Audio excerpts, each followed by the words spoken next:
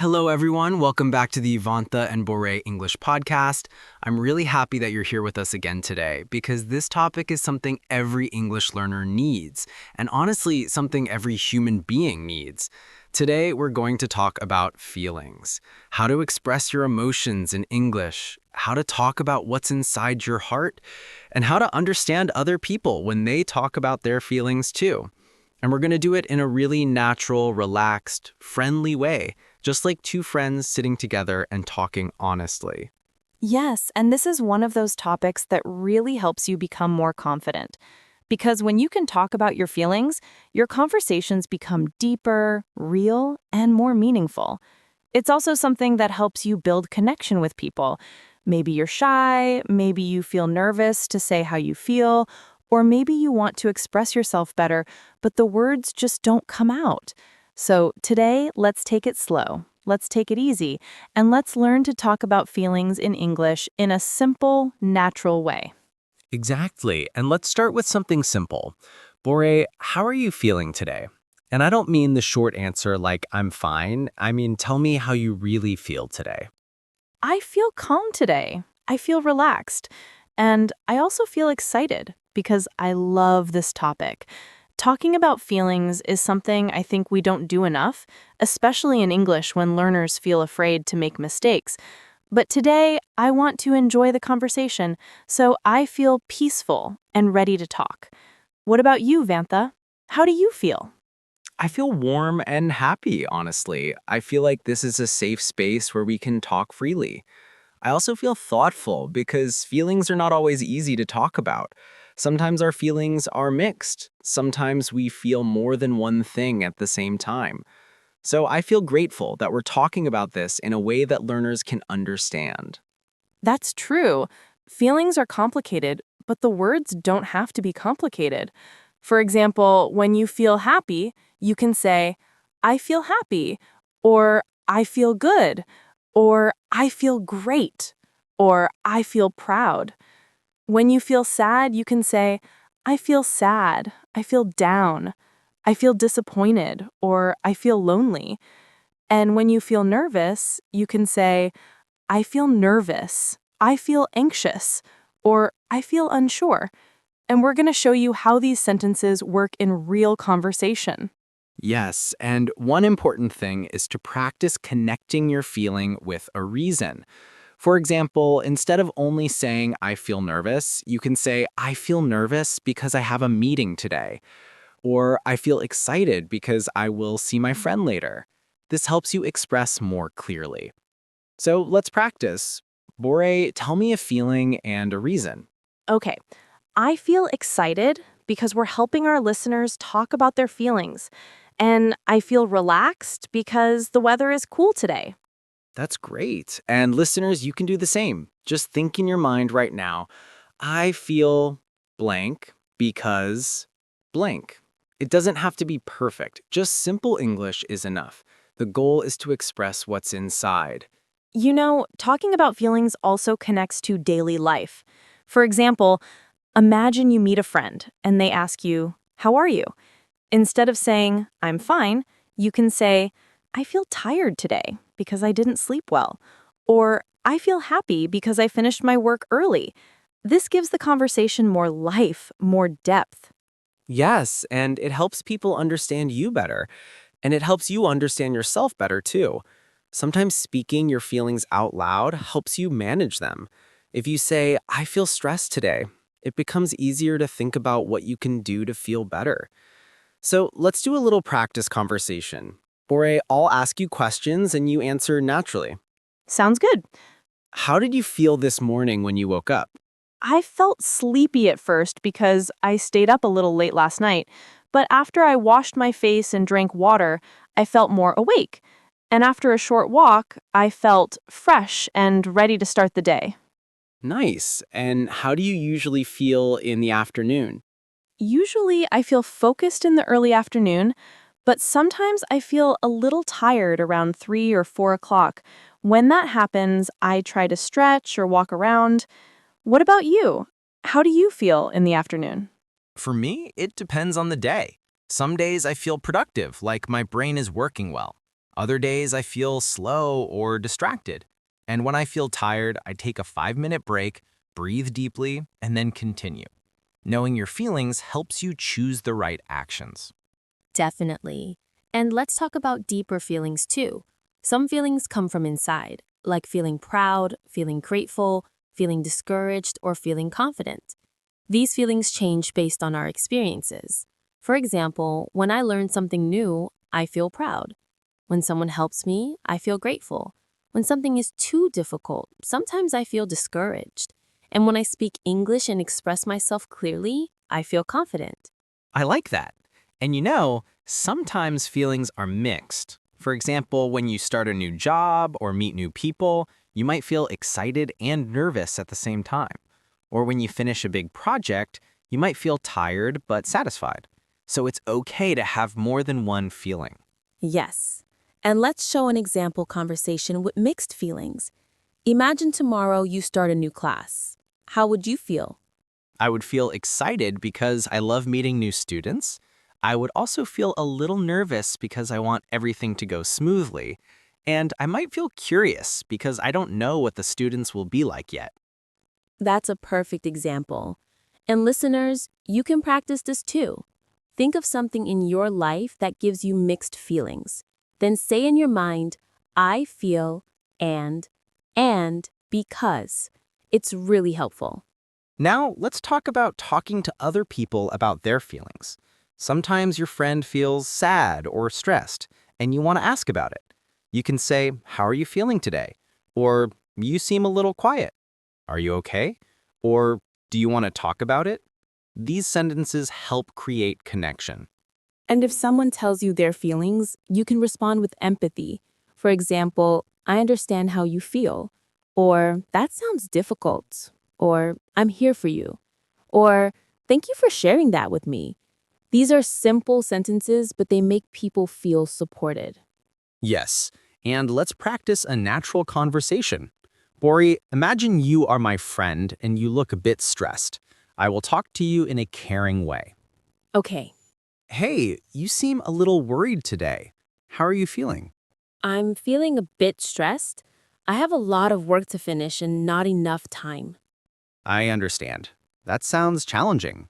Do you want to talk about it? Maybe a little. I feel pressure because the deadline is close, and I feel tired because I didn't sleep enough last night. Thank you for telling me. You're doing your best, and it's okay to feel this way. You can take a break if you need to, or we can talk more if it helps. That actually makes me feel a bit better. Thanks for listening. See, that's how natural conversation about feelings works. Simple sentences, real emotions, gentle tone. And this helps learners too.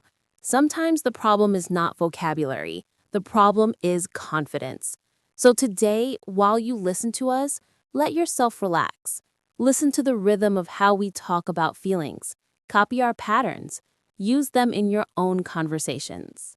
And don't worry about being perfect. Feelings don't need perfect grammar. They need honesty.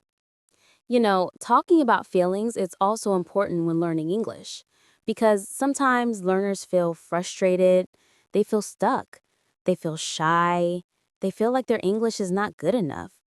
But the truth is, all of these feelings are normal. Every learner goes through them. Even when I learned my second language, I felt insecure many times. But the more I talked about it, the easier it became. Because when you say, I feel nervous speaking English, it becomes less scary. You hear yourself. You know what the problem is. And then you can take the next step. Exactly. And sometimes people feel embarrassed when they make mistakes. But mistakes are a natural part of learning. Every mistake is a teacher. When you say, "I feel embarrassed," you're already halfway to feeling better because you're acknowledging it. I always tell my students that I prefer a student who makes mistakes but tries over a student who stays silent because they're afraid. Silence stops your progress. Expressing your feelings helps you grow. And your feelings change over time. For example, maybe today you feel nervous speaking English. But after listening to this podcast for a few weeks, you might start feeling more confident. After practicing speaking aloud for a month, maybe you'll feel proud. After watching more English videos, you might feel motivated. Feelings are not permanent. They move like weather. They come, they change, they go. And that's okay. Let's give learners more natural examples. Imagine you're going to speak English with someone for the first time. You might feel nervous because you're afraid they won't understand you, but you might also feel excited because you want to try. And after the conversation, you might feel relieved or even happy because you did it. This is a very real experience for many learners. It reminds me of something. A few years ago, I had a student who was so shy that he never spoke in class. One day, I asked them privately, "How do you feel when you try to speak?" And he said, "I feel scared. I feel like I will say something wrong." When he said those words out loud, I could see his face relax. Just speaking his feelings gave him some peace. After that, we practiced slowly, and day by day, he started speaking more. Today, he speaks confidently at work. So when you speak your feelings, it can open a door. That's a great story. And this is something I want our listeners to remember.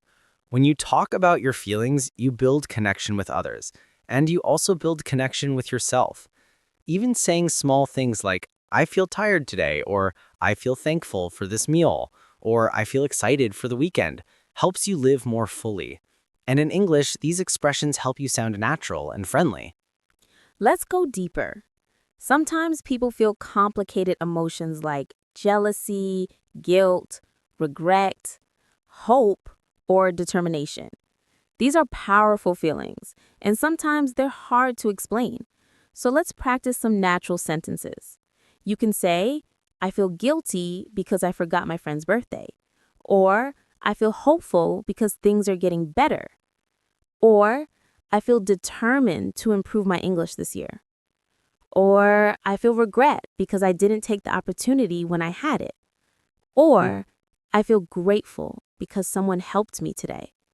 These sentences help you describe your inner world. And learners often ask me how to sound natural when talking about deeper emotions. The key is to stay simple. For example, instead of saying a long, complicated sentence, just say, "I feel sad today. I'm not sure why, but I do." Or, "I feel stressed because I have a lot on my mind." Or, "I feel hopeful about the future." You don't need big vocabulary, you need sincerity. And when talking with someone else, you can respond with simple empathy, like, "I understand," or "That sounds difficult," or "I'm here for you," or "I'm glad you shared that." These are the kinds of phrases people use in real conversations. Let's create another natural dialogue to help listeners practice.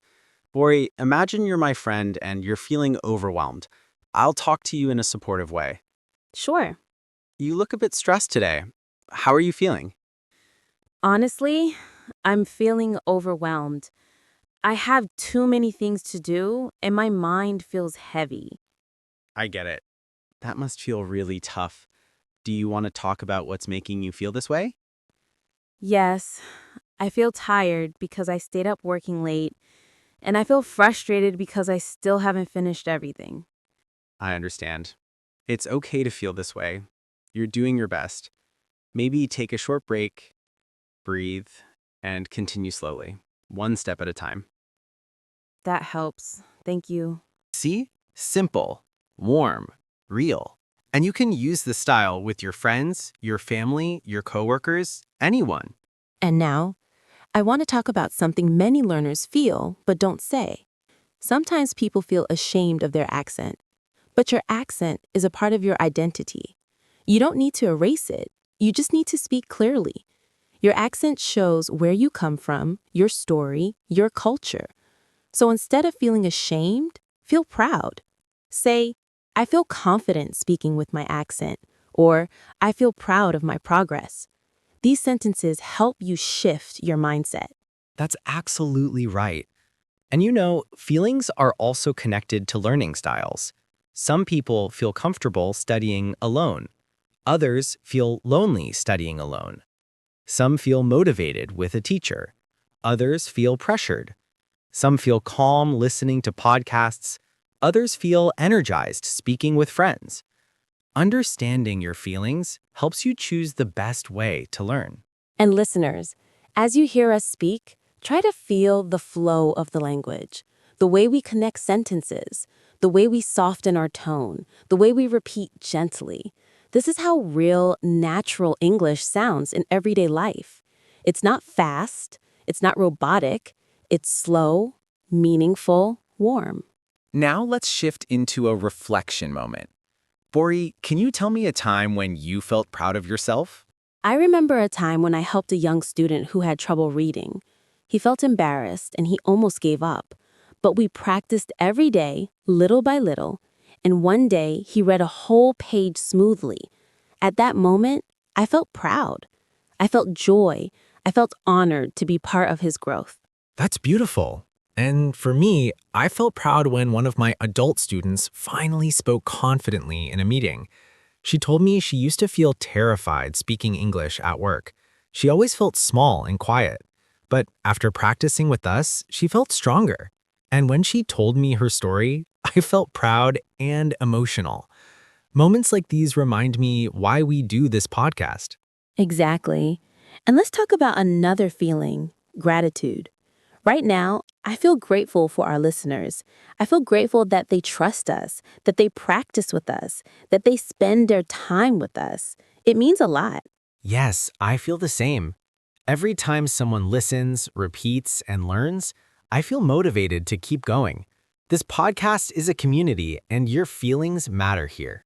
And before we move to the final part of today's episode, I want listeners to take a moment, just a small, quiet moment, to notice how you feel right now. Maybe you feel calm. Maybe you feel inspired. Maybe you feel thoughtful. Whatever you feel is okay. Just recognize it. Naming your feelings is the first step to understanding them. And now let's do our short recap and reflection in a natural way. Today, we talked about happiness, sadness, stress, excitement, nervousness, pride, gratitude, frustration, hope, and many other feelings. We practiced connecting feelings with reasons. We practiced showing empathy. We practiced natural dialogues. And we practiced speaking honestly about what's inside. And the main message is simple. Your feelings matter. Your voice matters. And expressing your feelings in English helps you grow both emotionally and linguistically. Before we finish, here's your small assignment for today. After this episode, say one sentence about your feelings in English. Just one. For example, I feel calm right now. Or I feel motivated to learn. Or I feel proud for practicing. Say it out loud. Say it to yourself or to a friend. This tiny action will help you feel more natural speaking English. And thank you for spending this time with us. Remember, you're improving every day. You're doing better than you think, and we're proud of you. We'll see you in the next episode. Take care, speak kindly to yourself, and keep practicing. Bye, everyone. Thanks for listening. Bye-bye.